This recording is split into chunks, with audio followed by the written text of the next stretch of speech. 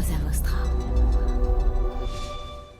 C'est pour ça que je dis que le travail du régulateur est difficile. Parce qu'il ne peut pas empêcher, et le régulateur ne veut pas, je pense, ou un pays ne veut pas empêcher toute innovation, et l'innovation va dans cette direction. D'un autre côté, c'est pas un libéralisme sauvage aussi, avec l'anonymat, etc. C'est pas de ça dont on parle. Il faut qu'il y ait un équilibre. Et l'équilibre, on doit le trouver avec le régulateur, et il y a des façons de faire.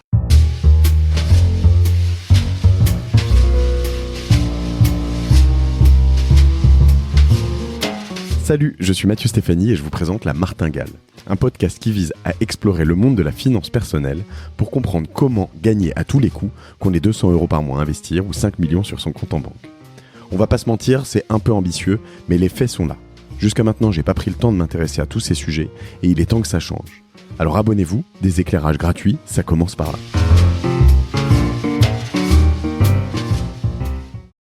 Nous y voici chez Cosa Vostra. Je suis en super compagnie de quelqu'un qui est complètement picousé. On pourrait presque dire à l'écouter frappadingue de son univers dans lequel il m'embarque à chaque fois que je m'approche et j'en suis ravi. Jean-Marc Jacobson. Salut Jean-Marc. Bonjour Mathieu et merci de m'avoir ici. Eh ben écoute, je suis ravi. Alors écoute, j'étais quand même extrêmement déçu quand je t'ai parlé la dernière fois, mais extrêmement déçu. Alors là, je te vois te questionner, parce qu'on m'avait annoncé un Canadien francophone, et j'espérais avoir un espèce d'accent québécois bien violent, et... Ça se peut-tu ? Ça se peut-tu ? Ma mère est française. Voilà. Et donc, du coup, quelle déception quand je t'ai eu au téléphone. Je me suis dit, on va faire enfin un épisode de La Martingale un peu chantant. En québécois. Et voilà. Et ben non. Voilà. Donc, tant pis sur la forme. Mais sur le fond, j'étais pas déçu, en revanche, parce que, voilà, je vais remercier, tiens, d'ailleurs, Laura Pironnet. Et puis aussi, il faut le dire, Johan Lopez de Snowball, qui nous a parlé de Realty, donc Realty. Je mettrai un REALT et de la Bitcoin Embassy, mais ça c'est du passé. Mais donc Johan Lopez avec sa newsletter Snowball que je ne fais que recommander. Je lui ai dit à chaque fois, par moment, j'aimerais me lancer dans la newsletter, mais quand je vois ce que tu fais, je me dis que c'est pas la peine parce que c'est déjà bon. La cage est déjà cochée, donc voilà. Mais bon, on verra quand même. Et voilà.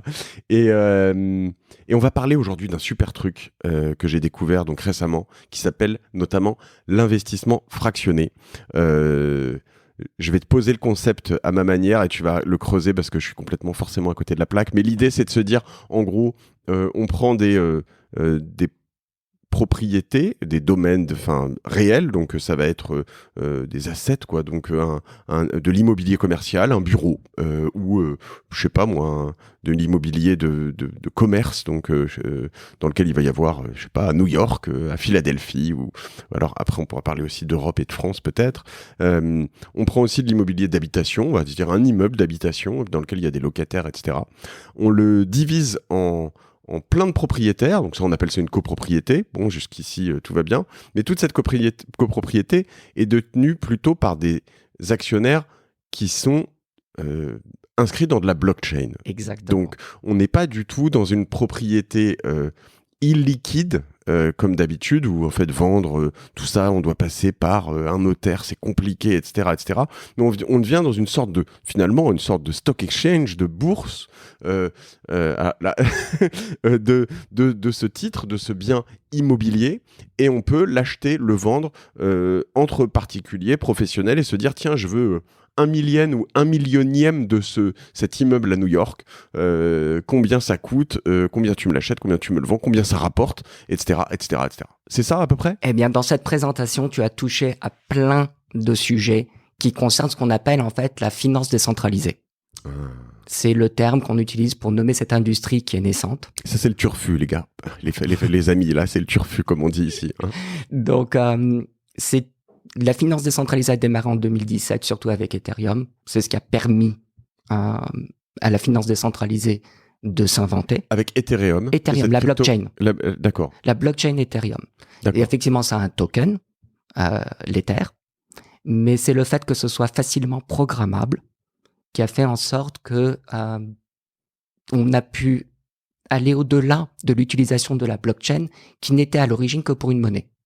Bitcoin, la blockchain a été inventée pour Bitcoin. Qu'est-ce que Bitcoin? C'est une monnaie. D'accord. Le but de la blockchain, c'était de créer une monnaie. Aujourd'hui, la monnaie est une application de blockchain et, somme toute, c'est pas la plus intéressante du tout. Il y a beaucoup d'autres applications qui se font maintenant sur blockchain, ce qu'on appelle des DApps, Decentralized Apps, applications. Et le problème avec la blockchain de Bitcoin, c'est que elle est très difficile à programmer. Il n'y a pas ce qu'on appelle de Turing Language, donc un langage facile avec des boucles, avec tout ce qu'on connaît dans un scripting language. Vitalik Buterin a inventé Ethereum et il a créé Solidity, qui est le langage qui permet de coder Ethereum. Okay, à partir de là... Pour rappel, si la première fois qu'on a parlé d'Ethereum sur la martingale, il me semble que c'était avec Éric Larchevêque chez Ledger. Tout à fait. Qui me disait, dans mon souvenir, on devait être milieu 2019, il me disait, il y a, si tu dois investir dans deux, alors là c'est plus la partie crypto-monnaie Ether, c'est ça, mais si tu dois investir dans deux crypto-monnaies, c'est Bitcoin et Ethereum. Le reste c'est intéressant, mais faut être vraiment connaisseur, quoi. Et celles-ci c'est les plus répandues. Alors la différence c'est que Bitcoin c'est juste, excuse-moi, je suis totalement novice, mais juste une crypto-monnaie, currency comme on dit. Et Ethereum, ça fait beaucoup d'autres choses. On peut se baser sur cette techno pour faire d'autres choses, c'est ça? Exactement ça. D'accord. Bitcoin, c'est vraiment que la monnaie. Et comme investissement pour une valorisation, je fais partie des dinosaures qui sont un peu Bitcoin maximalistes. Je pense vraiment que c'est Bitcoin. Pour Ethereum, l'Ether, j'y crois beaucoup. Ethereum, c'est un outil phénoménal qui a inventé toute une industrie, donc la finance décentralisée. Et maintenant, dans la valorisation même des terres, oui, c'est bon d'en avoir. Est-ce que ça va monter, est-ce que ça va descendre? C'est un grand débat. Je me prononcerai pas ici. Alors, si la techno Ethereum et Ether est très utilisée par des gens comme toi ou d'autres, ça n'influera pas forcément sur le cours de la crypto-monnaie? Si, dans un sens, absolument. Si. Ok. Absolument. Donc on peut quand même croire mais il n'y aura pas forcément autant de spéculation que sur le Bitcoin. Absolument. C'est ce que moi je pense. Maintenant, les avis sont partagés. Sur ça, le débat, il fait rage depuis qu'Ethereum a été inventé. Donc, avec la possibilité de programmer la blockchain, on ne peut créer des classes d'assets, d'actifs. Ouais. Et on peut les mettre sur blockchain, les enregistrer sur la blockchain. La blockchain, c'est quoi? À la base, c'est un registre décentralisé.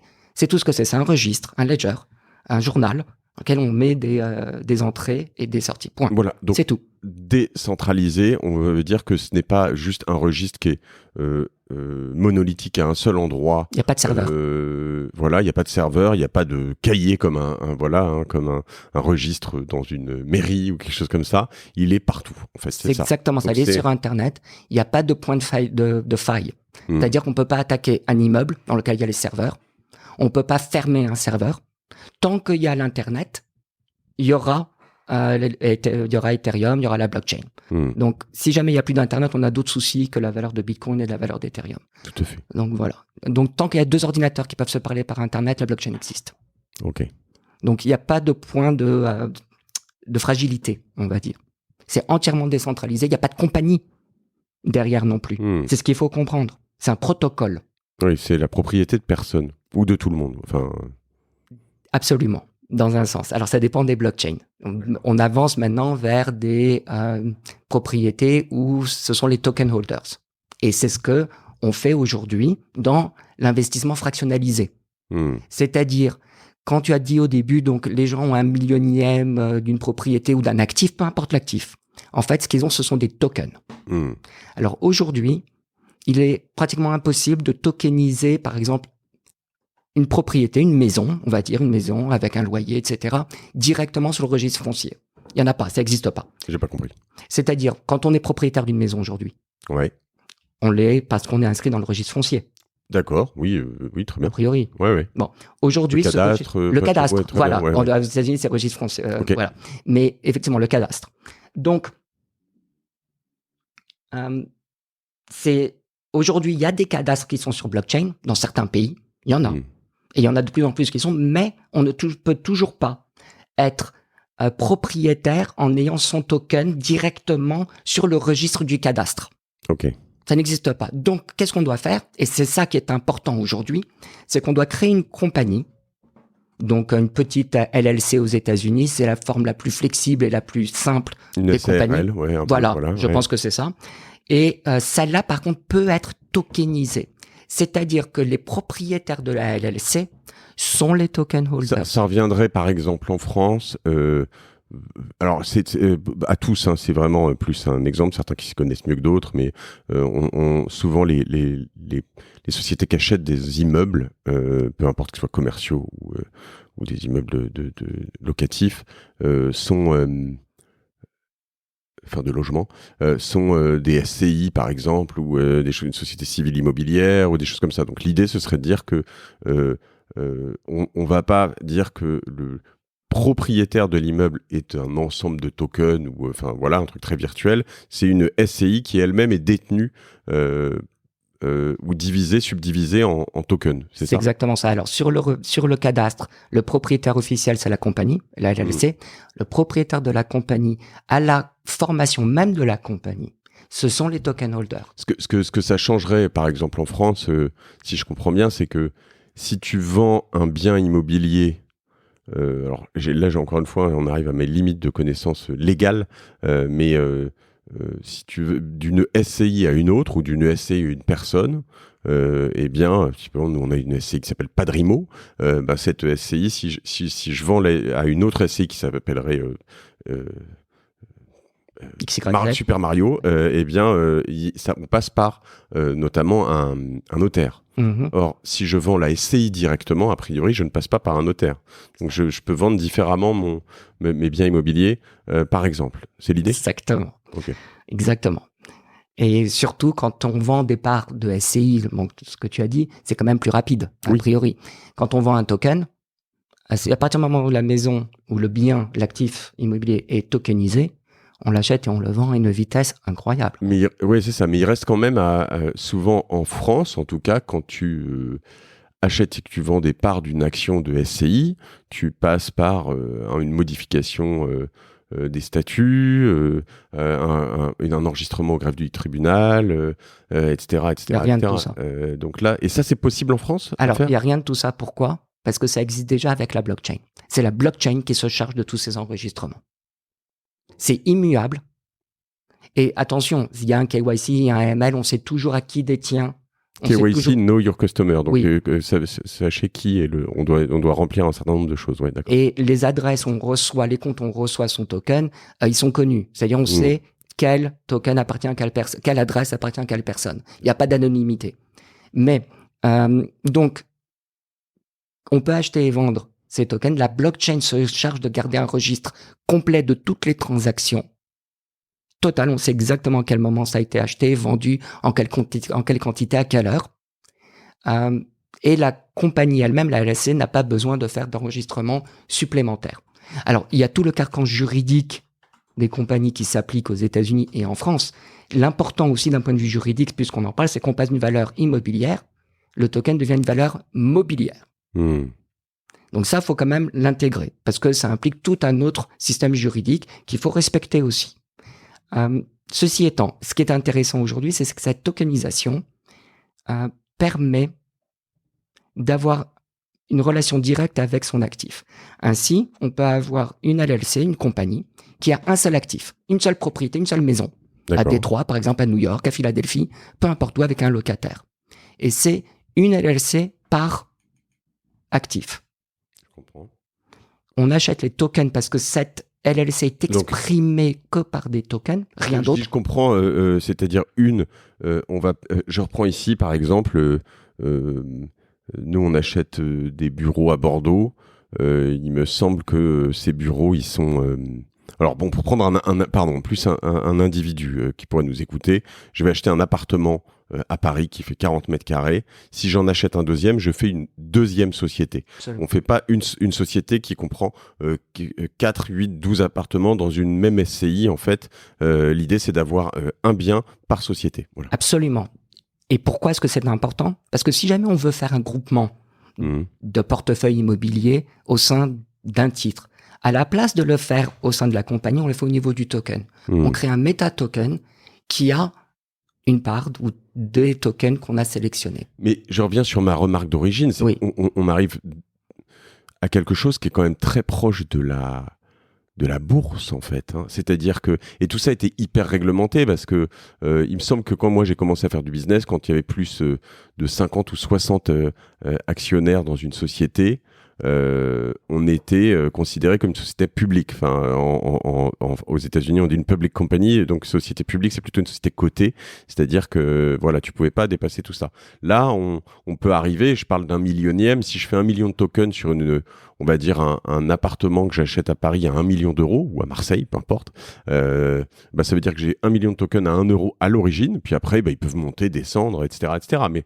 on se rapproche finalement de cette alors c'est ce que tu appelles la finance décentralisée, mais on se rapproche vraiment de Jean-Marc sort un cahier, on va faire du calcul. Parce que tu as levé 2 points importants et j'aimerais les adresser tous les deux. Le premier c'est Vas-y, cherche ton stylo si tu veux 2 secondes. Oui, je veux bien. Je vais meubler pendant ce temps-là, mais voilà, moi ça me pose évidemment plein de questions sur la législation d'une part. Le fait de savoir si on peut diviser des tokens aussi, après ça m'intéresse. Évidemment, on va aborder comment je peux acheter tout ça et pourquoi pas comment je peux le réaliser. Parce que moi, ça m'intéresserait de me dire, tiens, je vais faire une SCI, je vais acheter, demain, je vais acheter... qu'est-ce que je vais acheter ? Je vais acheter... la tour Montparnasse. Et puis, je vais vous proposer, on va se mettre à 100 millions de personnes, et puis on va acheter la tour Montparnasse. Non, 100 millions de personnes, ça fait un peu plus que les Français. 100 millions de tokens, et voilà. Et comment on fait ça voilà. Alors, pour en revenir à ce que tu parlais de législation, quand tu étais jeune, c'était... Quand tu étais jeune, 70, oui, je suis un vieux con, ça va. C'est bon. Alors, moi, ma barbe blanche, qu'est-ce que je dois dire ? Bon, donc aujourd'hui, en France, c'est 149 investisseurs, mais c'est encore plus subtil que ça. C'est 149 personnes qui ont reçu une documentation suffisante pour pouvoir faire un achat informé. Donc même s'il a reçu cette documentation, il ne l'a pas acheté, il compte dans les 149 par société. Mais ça, c'est pour les investisseurs français. Donc on imagine un token, on prend une maison qui va, on va dire, $100,000, ou 100 000 euros, puisqu'on est en France, qui est tokenisé. Le token peut, si elle respecte les lois des valeurs mobilières dans chaque pays, s'assurer qu'elle profite de certaines exemptions qui existent dans tous les pays. Mais en fait, comme le bien est vendu dans beaucoup de pays simultanément, cette exemption, pour l'instant, à notre niveau, c'est une main invisible qui est assez loin, parce qu'en France, on va peut-être en vendre 50 des tokens, en Allemagne 50, au Japon, en Chine, peu importe où, et on est toujours en dessous. Maintenant, quand on prendra de l'essor, effectivement, il faut avoir les licences dans le pays, ou s'associer avec des gens qui l'ont. Il faut faire ce travail, c'est nécessaire. Parce que ça veut dire que, par exemple, aujourd'hui, j'aurais presque intérêt à acheter une société...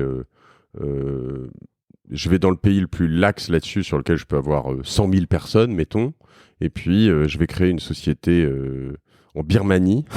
Oui. Et non, mais j'ai une connerie, j'achète avec ma société birmane un immeuble à Paris. Ça change pas les choses, puisque ce qui compte, c'est les lois du pays local dans lequel l'investisseur se trouve. Ok, pas le propriétaire. Ok, très bien.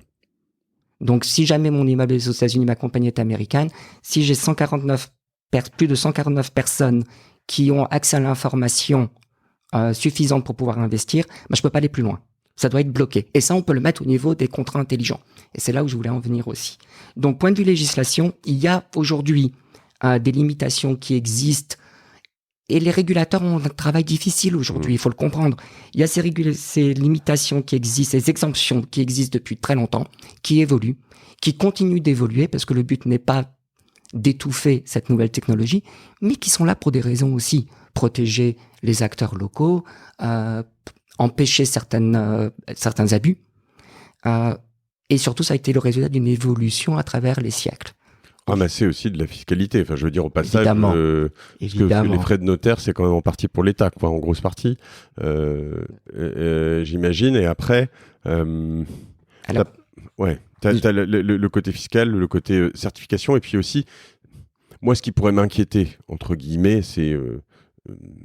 je me mets du côté, moi je suis pas un margoulin, donc ça va, mais tu te mets du côté, mettons que je crée cette LLC, je dis on va acheter ce bien 1 million, et puis je m'arrange avec le type avec qui je l'achète pour qu'il me reverse 200 000 sur mon compte perso, tu vois. Enfin, je veux dire, c'est une ouverture à plein de dérives sur des opérateurs qui vont faire n'importe quoi ou qui font déjà n'importe quoi, ou enfin, j'imagine que la fraude est quand même potentiellement pas loin, et c'est quelque chose qu'il faut adresser aussi. Alors je pense que ça peut s'appliquer à toutes les formes d'investissement, toutes les formes, peu importe la forme qu'on prend, que ce soit à travers une SCI, à travers un token, etc., c'est toujours la même chose.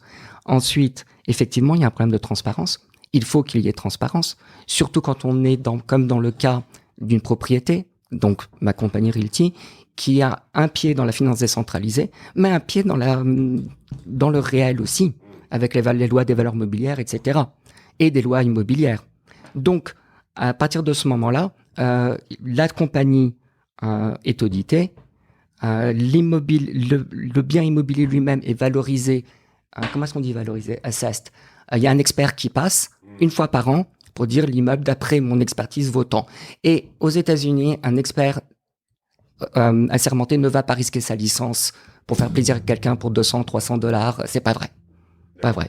Donc, à partir de ce moment-là, la valeur du token est en corrélation avec la valeur estimée par l'expert. Mais de toute façon, les experts, ils disent aussi bien ce qu'ils veulent et ils peuvent te dire l'immeuble vaut 1 million. Non, mais je dis pas qu'ils disent des mauvaises choses, mais et puis toi, avoir une valeur d'immeuble qui est 1,2 million ou 800 000, parce qu'en fait, c'est une réalité de marché. Ce que je veux dire, c'est que moi, j'ai plein de gens qui m'ont fait des expertises sur certains biens ou certaines choses que j'ai achetées à des prix totalement différents de l'expertise, quoi. Oui, mais après, c'est pareil dans tous les fonds, quand ils évaluent leurs biens immobiliers, c'est toujours la même chose, il faut avoir une base.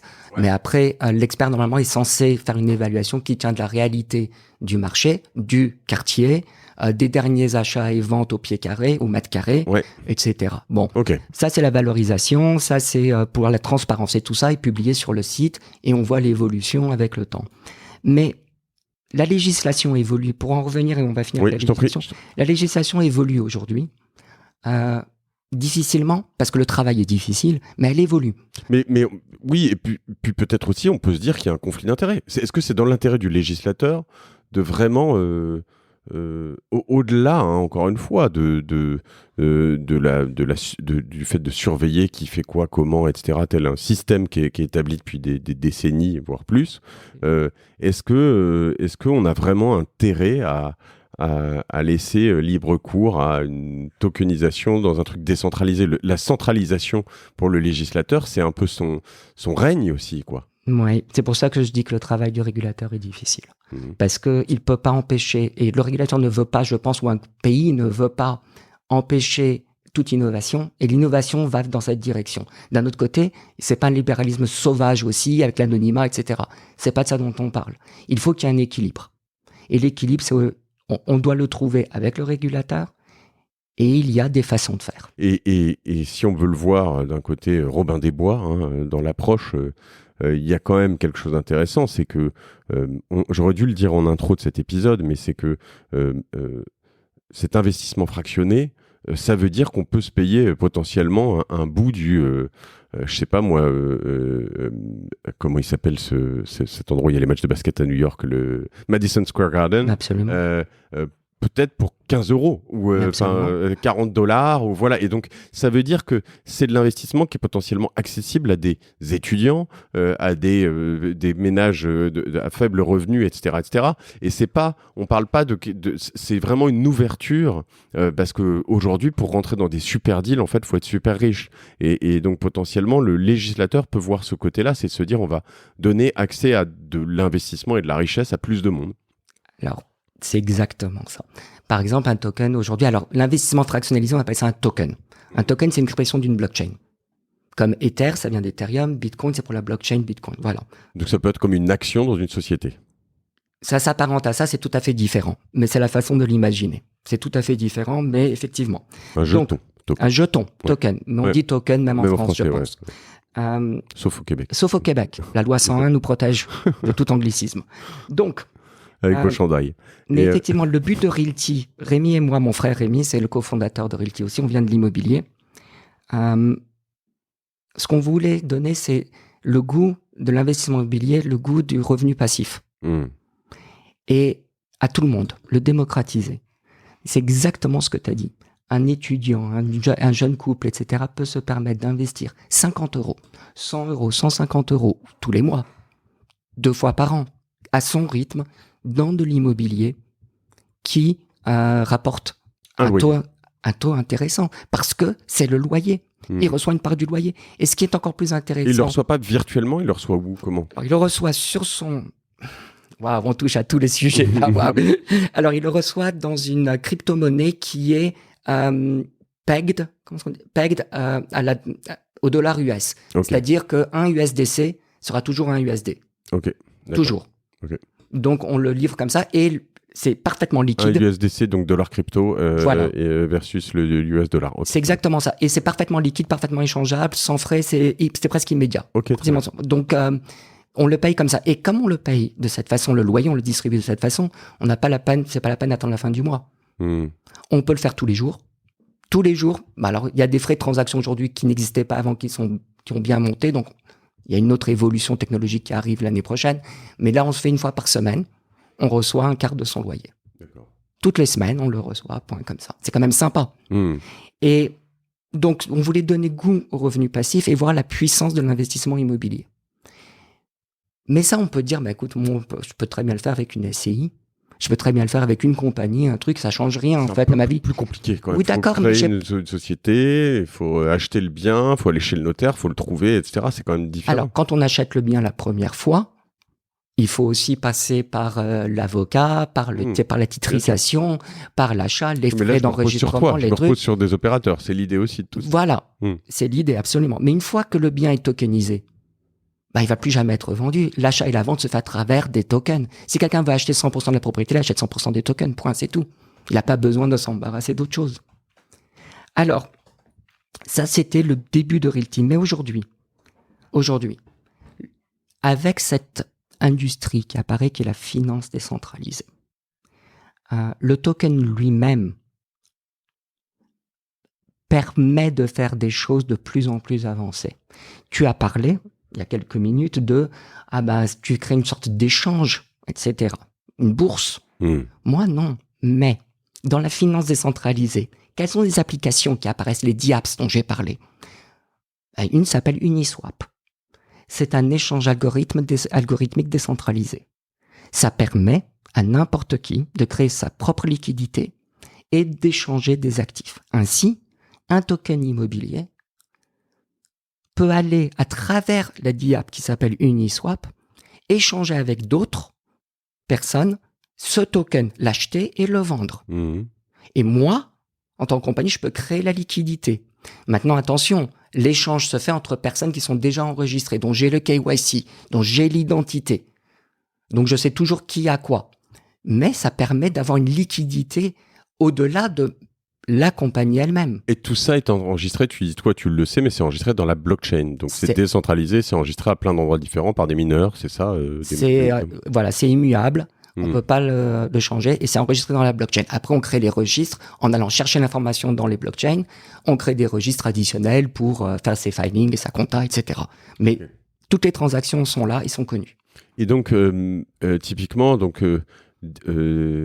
DSwap, c'est donc une sorte Uniswap, pardon, de marché qui permet d'échanger tout ça.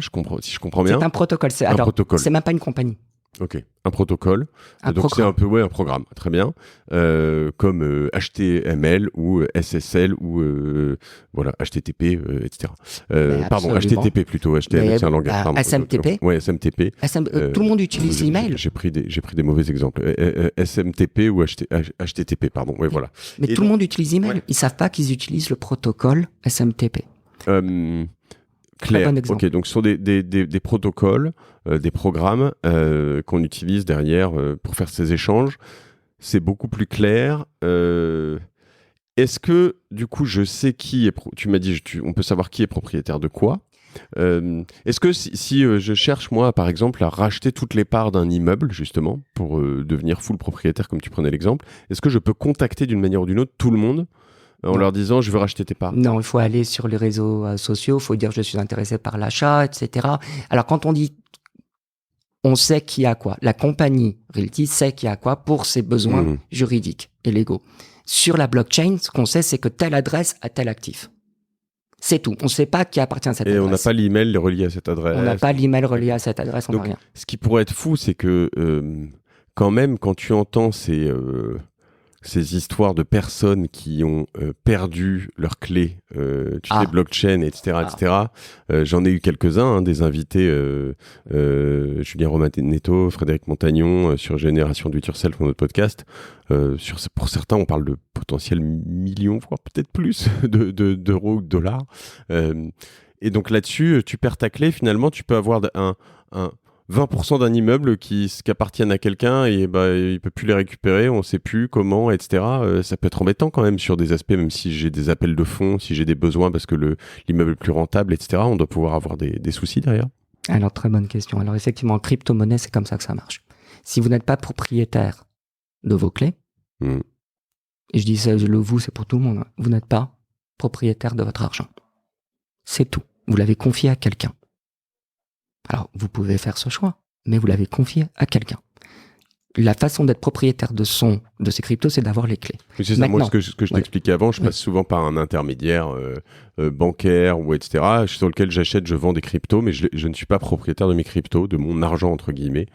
Je suis locataire de mon argent. C'est exactement ça. Et si jamais cette institution a un problème ou quoi que ce soit, ça s'applique à ton actif. Sachant que c'est fondamental ce que tu dis, parce que c'est vraiment la philosophie de la blockchain. Exactement. Par contre, quand il s'agit d'actifs, comme c'est le cas dans la tokenisation d'actifs et la tokenisation immobilière, on rentre dans des lois qui imposent à l'issuer, donc je sais pas comment on dit issuer, celui qui émet, le publisher, enfin l'émetteur. L'émetteur, oui, merci. L'émetteur, il a l'obligation de pouvoir à l'intérieur même du smart contract, et je vais en parler de smart contract parce que c'est une base importante. Il doit pouvoir avoir la possibilité de détruire le token. Si jamais il y a un problème, une fraude, une perte importante, quelque chose qui s'est passé, une erreur, n'importe quoi, on est obligé de pouvoir avoir ce recours. Okay. Donc, on ne l'utilise pas facilement. Mais qui se fait de manière unilatérale, c'est toi qui décides ou il y a une discussion entre le token holder et la compagnie, il faut des échanges, il faut signer des contrats, c'est lourd. Et ça doit être vérifié, ça doit être ceci, c'est lourd, c'est pénible. Mais ça se fait, c'est un recours qui existe et qui est obligatoire. Okay. On n'a pas le choix. C'est justement pour éviter que quelqu'un dise je suis propriétaire, mais je ne l'ai pas. J'ai perdu mes clés, je peux plus rien faire. Tu peux réussir à lui rendre d'une manière ou d'une autre. Non, je peux détruire et réémettre. Et ça, c'est un processus complexe. Juridiquement complexe, pas technologiquement. Donc, ça, c'était pour l'aspect, justement, répondre aux clés privées. Par contre, en crypto-monnaie, il faut être propriétaire de ces clés. Je ne le répéterai jamais assez. Effectivement, on les perd. On a perdu l'accès à son argent. Et la clé, elle est à la fois virtuelle et elle peut être physique aussi grâce à des ledgers, des trucs, absolument. Enfin, Ledger, c'est un wallet, c'est génial d'ailleurs. C'est un wallet physique.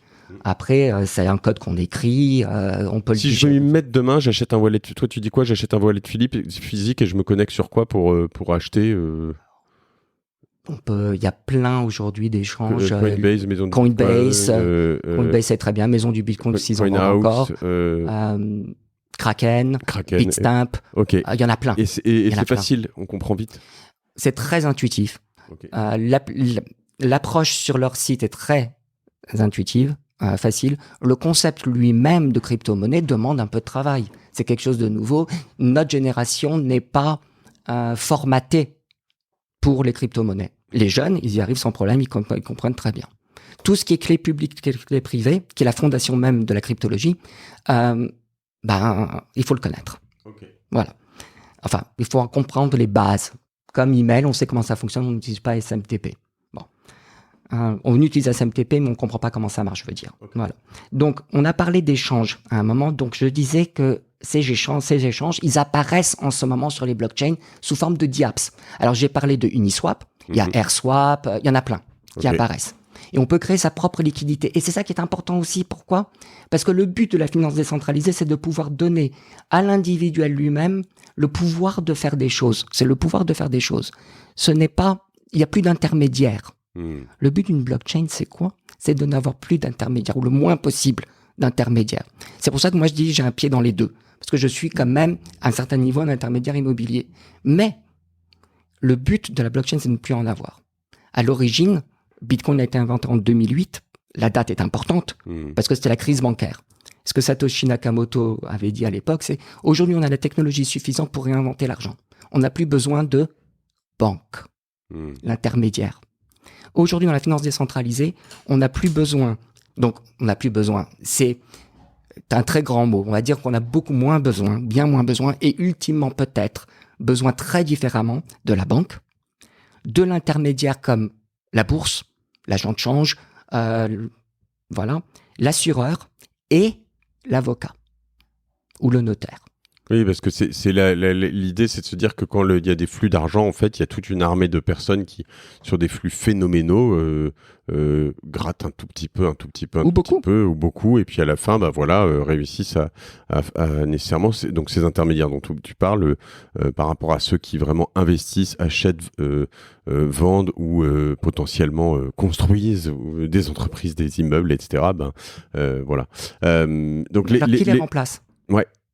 Qui les remplace parce que quand même ils ont une fonction. Oui, c'est ça. Il y a les conseillers, c'est-à-dire que moi je pourrais me dire en fait, je pourrais aussi me dire tiens, je vais conseiller des gens à acheter plutôt tel et tel et tel et tel crypto parce que c'est pas leur métier ou tel et tel et tel immeuble en fractionné ou etc. Et donc finalement je pourrais comme je te le disais, on en parlait tout à l'heure. Moi une des choses que j'aime bien dans différentes applications de trading, donc je parle de certains de mes sponsors pour pas les citer, mais c'est que tu peux copier tu vois des portefeuilles. Et toi, tu me disais tout à l'heure que ce sera possible en tokenisation, c'est-à-dire que je pourrais faire des méta-portefeuilles, des méta-tokens. On y reviendra tout à l'heure peut-être, mais c'est intéressant de se dire qu'en fait, quand j'y connais rien, finalement, je me dis, tiens, lui, il a l'air de s'y connaître, il a des bons résultats, je vais me coller à son machin et je vais copier son truc. Quoi. Oui, encore faut-il s'assurer que cette stratégie soit la bonne pour soi-même. Bien sûr. Pas parce que c'est bon pour quelqu'un que c'est bon pour toi, c'est pas vrai. On l'a vu ici, d'ailleurs, dans des épisodes récents. Tu vois, toi, tes priorités à court, moyen, long terme.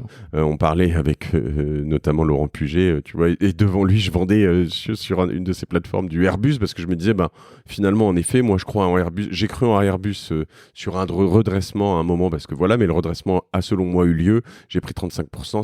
C'est de l'argent que je vais réinvestir en Bitcoin sur du long terme, ce que j'ai fait immédiatement aussi. Et bien m'en a pris en tout cas pour l'instant. Ok, très bien. Donc, ces 10 apps apparaissent, on a vu l'exemple de l'échange, on voit aussi l'exemple de prêt. On peut prendre son actif, le staker, le prêter, et on reçoit des intérêts. Des gens, donc on reçoit des intérêts dessus. Il y a des plateformes qui le permettent comme Compound et surtout comme AV. Donc ça veut dire que je peux hypothéquer son token. Alors, je peux l'hypothéquer dans un sens. Dans un sens. Moi, si j'ai mettons... AV, la plateforme AV, AAVE, faut la regarder, parce qu'entre AV et Realty, c'est une association explosive. Donc, je reprends. Je prends ce Madison Square Garden, mettons qu'il vaut 1 million, ce qui n'est pas le cas. J'ai 1 million de tokens à $1. Moi, j'ai que $1, mais je voudrais en acheter 10. Je peux emprunter... comme à la banque ou pas? Alors, non. Mais aujourd'hui, ce qu'on peut faire, et je parlerai de demain étant dans les 6 semaines à venir. C'est l'effet de levier qui m'intéresse moi aussi dans l'immobilier souvent, tu vois. Alors, aujourd'hui, ce qu'on peut faire, c'est acheter le token, et c'est-à-dire, ça va être prêt dans quelques jours, dans quelques semaines ou plus tard, on pourra aller sur AV et emprunter contre le token qu'on a acheté à une certaine loan to value, une certaine valeur, 60%, 50%, selon ce qui sera dicté. Donc, il faut déjà avoir le token lui-même avant de pouvoir emprunter pour en racheter d'autres. D'accord. Mais AV se développe aussi. Et d'ici 4 mois, ils ont annoncé un système où on pourra même emprunter pour acheter le token et après à nouveau le staker.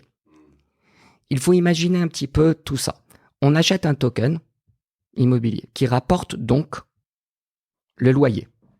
Voilà. $1 qui me rapporte, c'est des conneries, mais juste pour se projeter, 1 centime par mois. Voilà, exactement, un truc comme ça. Ensuite, on le pose sur AV qui nous prête de l'argent, mais également on peut le staker sur AV qui nous ramène aussi des intérêts, en plus des loyers. Donc on peut composer plusieurs DApps sur un token. Et c'est là la différence entre la digitalisation d'un titre et la tokenisation d'un actif. Digitalisation d'un titre, c'est comme ça que moi j'ai défini, c'est simplement un titre digital, on peut l'acheter sur son téléphone, sur son truc, voilà, on l'a dans le digital. Pas besoin de... Oui. Mais la tokenisation permet d'utiliser ces DApps.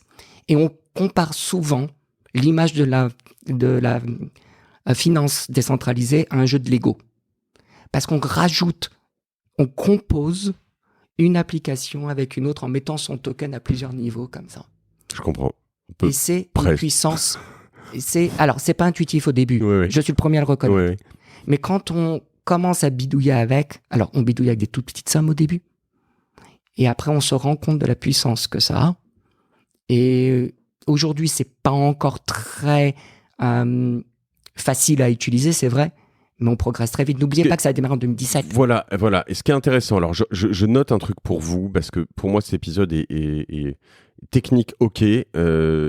C'est un peu comme tout, il faut quand même mettre les mains dans le cambouis. Et Jean-Marc Jacobson nous le dit, comme tu es grand et blond, en plus tu dois être d'origine suédoise. Ah, c'est ça. Du coup,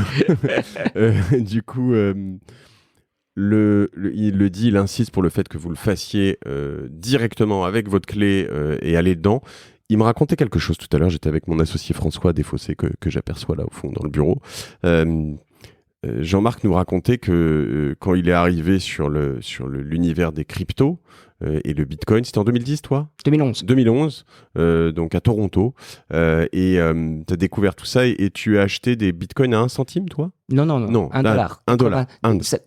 Ça varie entre $1, 80 centimes, $2, $3. Enfin, voilà. C'est à ce niveau-là. Voilà. Et donc, là, évidemment, la question, quand nous, on les voit à 23, 24 000 $ en ce moment presque, on se dit, j'espère que tu en as gardé, parce que là, tu vois, le mec est le milliardaire.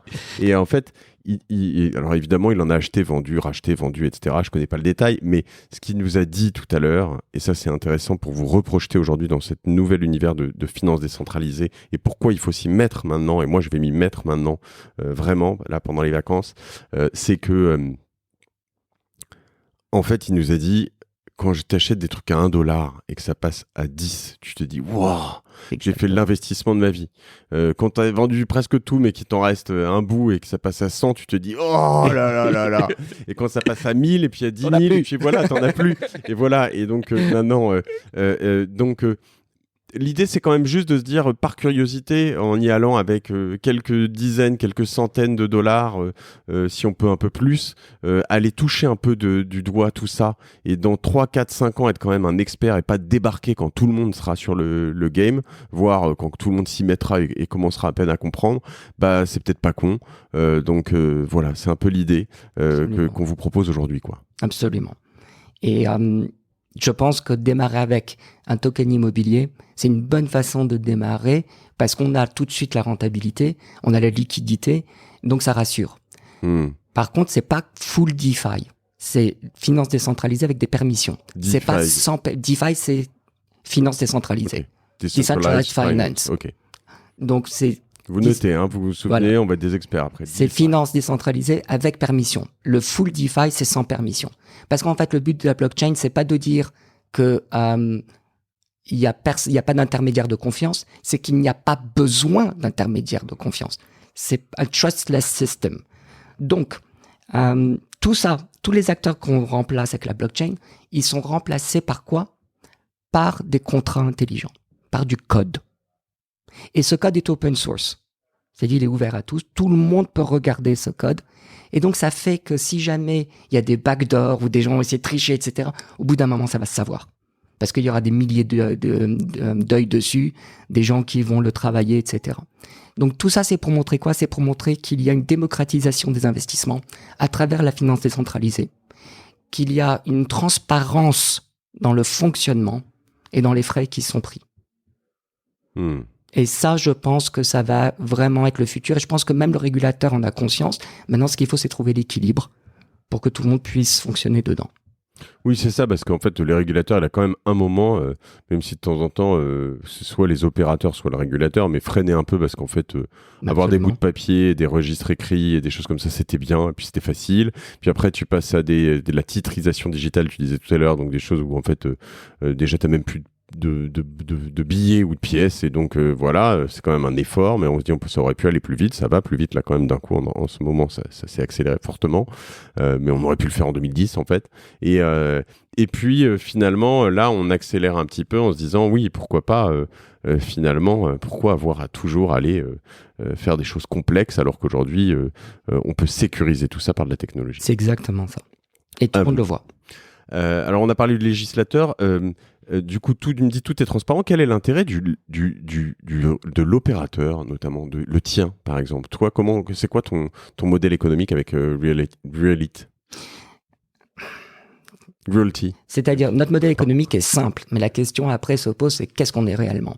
Le modèle économique est simple. On prend 10% de la valeur du bien immobilier qu'on met qu'on tokenise. D'accord. Et on prend, en plus, 2% des revenus bruts de ce bien.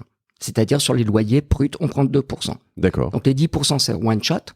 Donc, brut, ça veut dire avant Avant les dépenses. Si le loyer est de $1000 par mois, eh ben, on prend 2% de ça. Point. Okay. C'est tout. Okay. Et après, les autres dépenses sont payées. Et donc, les 10%, c'est un one shot. On le prend une fois quand on émet le token. Et les 2%, ben, on les prend régulièrement. C'est 10%, tu prends 10% du bien ou 10% de l'argent? De la valeur de l'argent. De la valeur, d'accord. Oui. Toi, tu n'es pas propriétaire du bien. Si j'ai des tokens, je suis propriétaire. Oui. Alors après, ça devient un petit peu compliqué parce que dans ce cas-là, si jamais je prends 10%, donc je suis comme un agent. Je suis apparenté à un agent. D'un autre côté, je m'occupe aussi, puisque je prends les 2%, c'est pour la gestion. Alors, je ne suis pas le gestionnaire des maisons. Pour ça, on a des property managers, des gestionnaires de propriétés locaux qui s'en occupent, mais on les gère quand même. Il faut faire le suivi. Ensuite, il faut quand même transformer le loyer en USDC pour pouvoir le distribuer. Il faut faire la distribution, il faut développer le code. Donc, il y a aussi tout ce travail. Donc, on est entre gestionnaire et agent. Et les 10%, tu les prends une fois à l'émission. Oui. Donc, on peut se dire c'est cher par rapport à excuse-moi, mais à finalement un notaire qui est plutôt aux alentours de 5, 6, 7%. Seulement, le notaire, il le prend à chaque transaction. Là, normalement, après, il n'y a plus de transaction. À partir du moment où c'est tokenisé, c'est fini. Et en plus de ça, il n'y a pas tout un encombrement administratif qui suit le bien, puisque c'est que le token qu'on achète, qu'on vend. C'est tout. Et tout se fait sur blockchain. C'est un avantage immense. Et aujourd'hui, tu as fait combien d'opérations comme ça? On a fait presque 60 maisons, presque. D'accord. On s'est concentré pour la première année, on a 1 an d'activité. Oui, donc 60 en 1 an, c'est pas mal, ouais. Oui, mais on fait des petites maisons individuelles ou multirésidentielles, 15, 20 appartements, 4, 8, 20, ou alors des maisons individuelles. Aux US. Aux US. On a que des produits américains en ce moment. Okay. Je suis en France. J'essaye de voir quelles sont les règles pour pouvoir être actif en Europe. Ça fait longtemps. Et j'ai les avocats, on travaille dessus. Quand ça sera prêt, ça sera prêt. Sinon, voilà. Et mais on s'est spécialisé dans le résidentiel. D'accord. Pourquoi? Pour avoir ce revenu et pour pouvoir aussi s'assurer que même s'il y a une crise, il y a quand même toujours besoin d'un logement. Oui. Donc au début, on démarre, on voulait quand même être précautionneux. Et tu achètes des biens qui ont une valeur à l'achat de combien à combien en gros? Alors ça varie, 50 000, 100 000, 60 000, 90 000, 500 000. On en a fait presque 1 million. D'accord. Donc en tout, pour la première année d'activité, on a fait 5 millions de dollars de vente. Et toi, quand tu achètes comme ça, tu empruntes du coup? Non. Tu achètes cash oui. Sur des assets que tu as levé de l'argent ou tu as... Oui, on investit, on achète et on le revend après au token holder, même prix, avec l'enregistrement foncier qui le montre, le cadastre, etc. Ou alors, on fait un accord avec le propriétaire actuel. On lui dit très bien, j'ai combien de temps pour le vendre, pour te payer. On se fait un accord et on a la promesse de vente ou d'achat, ça dépend dans quel sens.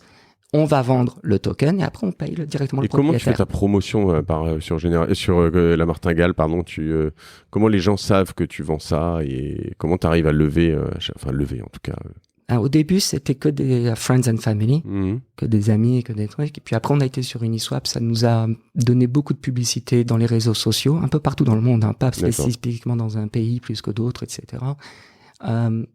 Et après, de là, ça s'est distribué dans la communauté crypto principalement, c'est vrai.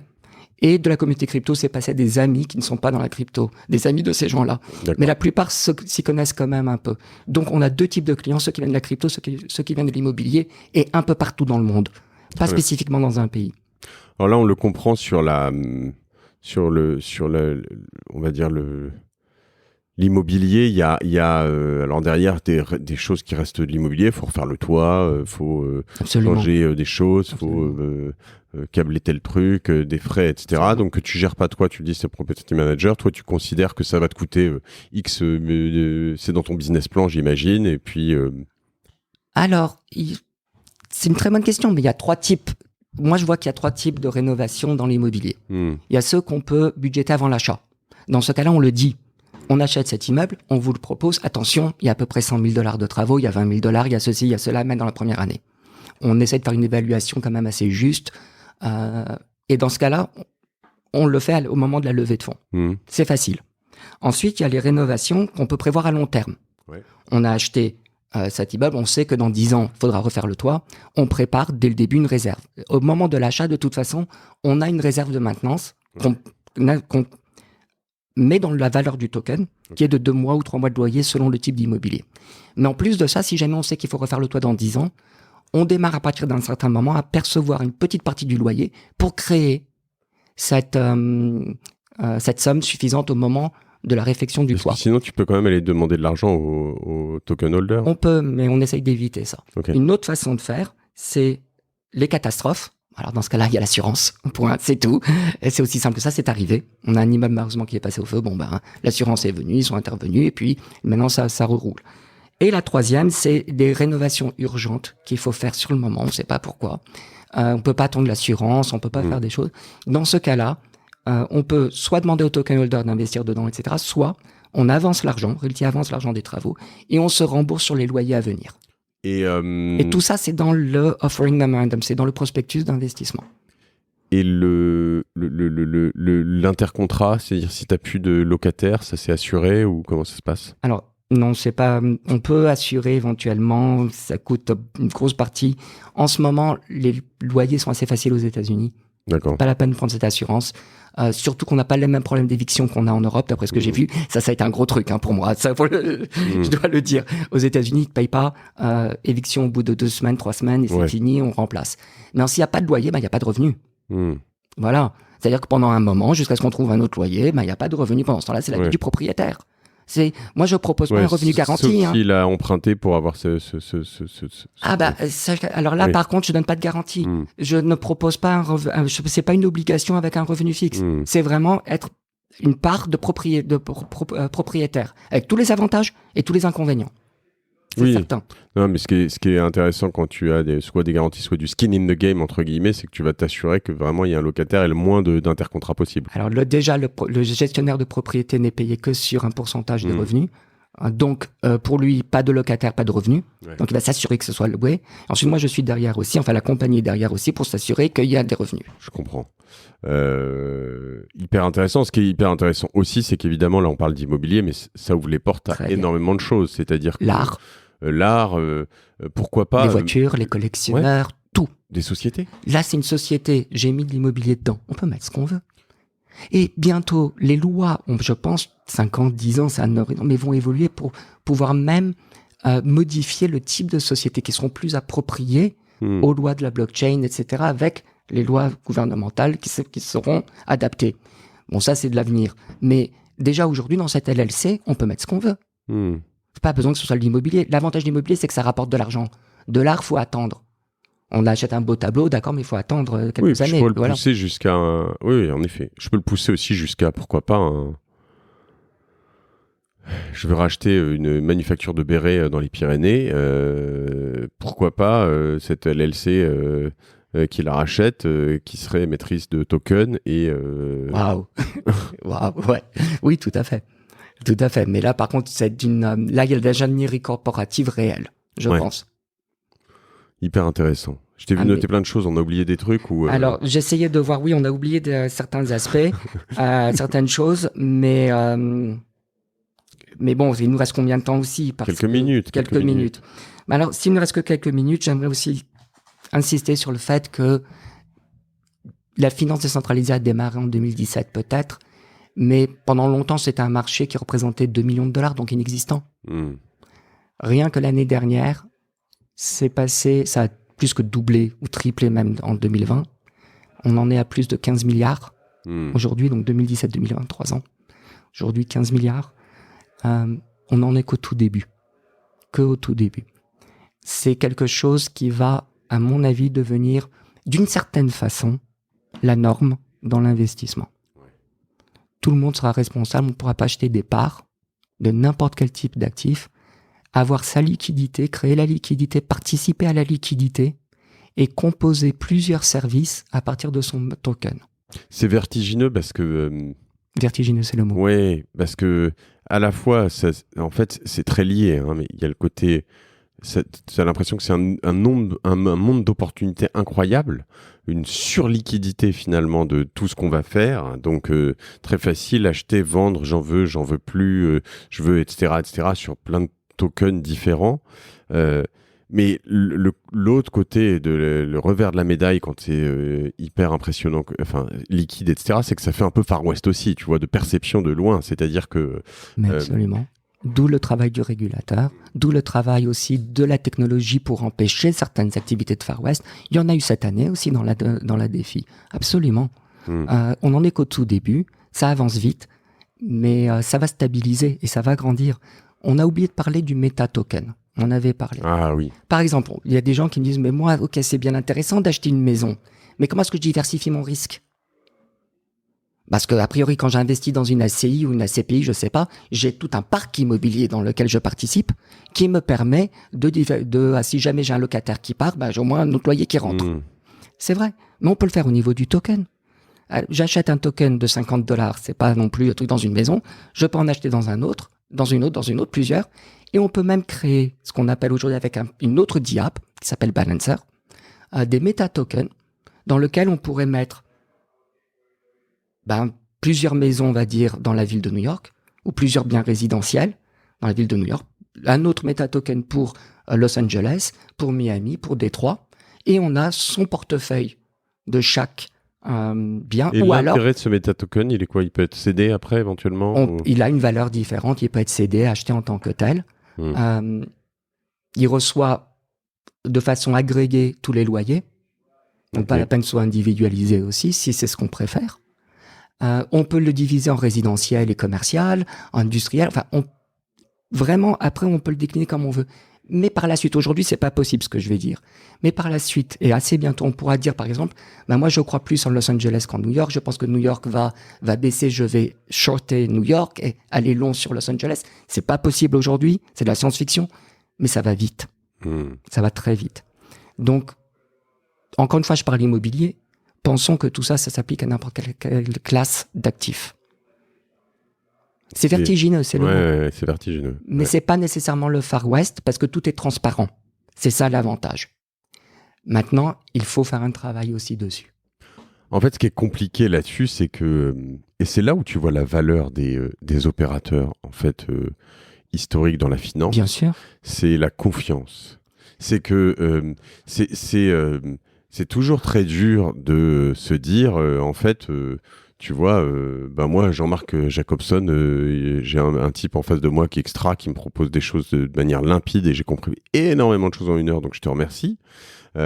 Et dans quelle mesure après, je peux te filer $1 000, $10 000, $1 million, chose que je fais plus facilement, alors probablement avec plus de marge, plus de frais, plus de choses, avec la Société Générale ou la BNP, parce que je sais que évidemment, ils ont pignon sur rue, tu vois. Et en fait, c'est ce que tu payes, en fait, finalement, dans tout ça. On s'en rend pas toujours compte, on leur en veut de temps en temps, mais on paye cette espèce d'énorme montagne de confiance. On paye leur expertise, on paye leurs assurances.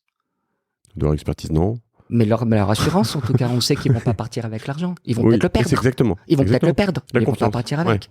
Ouais. Et si jamais ils le veulent, ils sont redevables et puis ça va être remboursé. Ouais. Donc il y a quand même un travail qui est fait. En plus, ils respectent des lois. Ils sont obligés d'avoir un certain comportement. Tout ça, c'est très important. Ça a de la valeur. On le retrouve au niveau de la blockchain, de Bitcoin, dans la monnaie, par exemple. Quand il s'agit de monnaie, on n'a pas besoin c'est ce que je disais avant, c'est que c'est pas du genre on fait fi de la confiance, c'est qu'il n'y a pas besoin de confiance. Dans le sens où tout est enregistré et c'est fait à travers une preuve de travail, ce qu'on appelle le minage dans le cas de Bitcoin, il y en a d'autres. Dans le cas d'actifs, la seule chose qui permet de le faire, comme le token d'un bien immobilier, c'est la transparence. Oui, bien sûr, mais je prends un exemple. Toi, tu m'expliques clairement ta transparence sur les 10%, plus 2%, etc. Il suffit que de temps en temps, parce que c'est souvent le cas aussi, tu achètes des tokens, t'en vends, t'en achètes, t'en vends, et puis il y en a de temps en temps qui disent, moi je prends 50% à l'entrée et 20% par an, tu vois, et puis tu l'as pas vu, c'est passé, et puis en fait, au passage, tu t'es fait un petit peu... Ouais, non, alors déjà, on a des limitations, en fait, sur le nombre de tokens qu'on peut acheter à l'émission, c'est-à-dire que c'est maximum 10% de la valeur de l'immobilier par personne, maximum. Ensuite, il y a une deuxième part où c'est que 3 tokens. Enfin, on essaye de diversifier pour ne pas qu'il y ait justement un acteur principal et pour créer de la liquidité après pour que les gens puissent acheter et vendre. Il y a des règles et ces règles sont dans les smart contracts, sont dans la compagnie, sont publiées. Donc, on peut le voir, mais effectivement, il faut faire son travail de transparence, il faut faire son travail de vérification et de recherche, absolument. Mais c'est vrai partout. Ça change pas non plus des fonds ou des SCPI qui peuvent le faire, simplement c'est beaucoup plus opaque. C'est vrai dans tous les domaines. Écoute, ça me semble quand même pas mal un bon tour, là, une petite heure. Oui, je pense... J'aurais aimé être plus clair et j'aurais aimé, parce qu'il y a tellement à dire. Ah non, tellement je te rassure. à dire. Oui, non, mais bien sûr, on en fera d'autres. Ça, il n'y a pas de souci, non, c'était très clair. Je vais de ce pas aller sur Ledger ou après Realty aussi, où nos amis on en avait parlé. Voilà, et CoinHouse, la maison du Bitcoin, etc., qui font ce genre de choses. Il faut qu'on fasse vraiment au moins un par trimestre sur les cryptos et toutes ces choses-là, parce que c'est décentralisé. Et ça avance suffisamment pour qu'il y ait du matériel tous les 3 mois. Tu me recommanderas aussi d'autres invités. Bien sûr. Super, Jean-Marc. Le prochain, c'est AAV. Eh ben, très bien. Il parle français ? Oui. Ok. C'est quoi ta martingale à toi, Jean-Marc ? Ta martingale, ton petit secret d'investissement, le truc que tu fais en plus, soit qui te fait kiffer, soit qui t'a fait gagner beaucoup. Moi, ça a toujours été les cryptos et l'immobilier. C'est tout. Crypto et immobilier. Dans les moments difficiles, c'est l'immobilier à mon frère et moi, qui nous a toujours permis de nous remettre sur pied. Toujours. L'immobilier, pour nous, ça a été... c'est ce qui nous a permis d'avancer et de faire des cryptos, d'ailleurs. Et de découvrir Bitcoin. C'était parce que, justement... on avait vendu quelques immeubles et on voulait découvrir quelque chose de nouveau. C'est grâce à l'immobilier, tout ça. Donc, c'est vraiment notre pierre fondatrice. Mais après, ma martingale, c'est les cryptos. En ce moment, ce qui me fait kiffer, c'est tout ce qui est finance décentralisée. C'est tous les nouvelles DApps qui apparaissent et c'est de construire ce jeu de Lego dont je parlais. Eh ben, écoute, super. Je vous recommande à tous donc de vraiment regarder ça de près, de suivre les conseils là-dessus de Jean-Marc. Quand je dis les conseils, c'est pas, encore une fois, on donne pas de conseils ici d'acheter, de vendre des choses, mais au moins de mettre un pied dans cette finance décentralisée, d'apprendre à acheter des cryptos, des tokens sur toutes ces plateformes. Voilà, on en reparlera bientôt alors. Merci Jean-Marc. Merci beaucoup. On mettra toutes tes coordonnées, on te suit sur LinkedIn par exemple, Twitter potentiellement aussi sur... donc la fiche descriptive de l'épisode, tous les termes que tu as pris aussi qu'on mettra en avant, et puis si on a besoin on te contactera. Voilà. Merci beaucoup Mathieu. Salut Jean-Marc, salut à tous, je vous remercie. Vous êtes de plus en plus nombreux à laisser des commentaires et des notes sur notamment l'application Apple Podcast, c'est hyper cool pour moi. Et puis je reçois beaucoup de messages sur la martingale récemment de beaucoup d'entre vous qui me témoignent vraiment leur passion pour tout ce qu'on fait ensemble. Donc voilà, c'est cool. Des propositions aussi d'invités, etc. C'est super chouette. Je vous remercie. Je m'éclate à faire tout ça et c'est grâce à vous et aussi à nos sponsors d'ailleurs. Donc n'hésitez pas à les remercier en les contactant, en testant leurs produits parce que c'est aussi important. C'est une manière de vivre pour moi. Mais ils aiment bien aussi qu'on les contacte, qu'on leur dise ouais super, j'ai trouvé ton truc sur la martingale. Donc voilà, n'hésitez pas. Allez, je vous embrasse. Salut, je m'arrête. Ciao, salut.